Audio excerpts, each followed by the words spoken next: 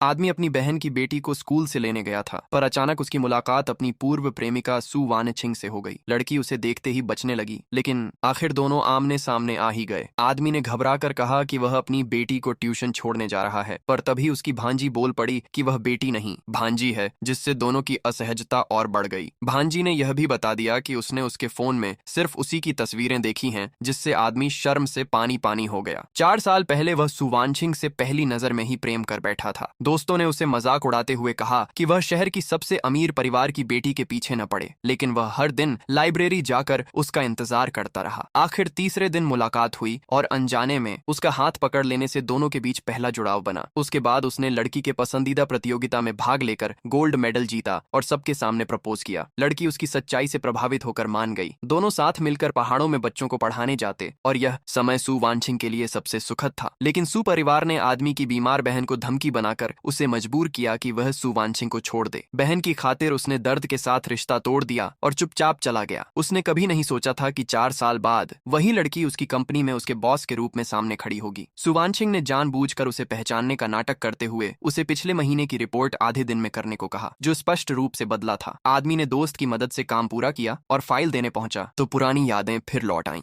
लड़की ने उसकी दक्षता देखकर उसे 3 और प्रोजेक्ट अगले दिन तक लाने को कहा। तभी उसकी नजर आदमी की कलाई पर उस पुरानी चेन पर पड़ी, जिससे उसे पिछले बिछड़ाव में छिपी मजबूरी का अंदेशा हुआ। अगले दिन उसने उसकी रिपोर्ट फेल बताकर उसे निकाल दिया। गुस्से में वह उठते हुए पानी गिरा बैठा और उसकी स्कर्ट खराब हो गई। दोनों के झुककर कागज उठाते ही पुरानी नजदीकियां अनायास लौट आईं। लेकिन तभी सचिव अंदर आ गए। लड़की ने उसे जाने से रोका और कहा कि अब वह उसका निजी सचिव होगा। फिर वह उसे डिजाइनर स्टोर ले गई, जहां महंगे सूट ट्राई करवाए ताकि अगले दिन की कंपनी मीटिंग में वह प्रोफेशनल दिखे। 9,60,000 का बिल देखकर आदमी घबरा गया, क्योंकि उसकी बहन और भांजी की जिम्मेदारियां पहले ही भारी थीं। उसने डरते डरते पूछा कि क्या वह इस कर्ज का कोई और तरीका चुका सकता है।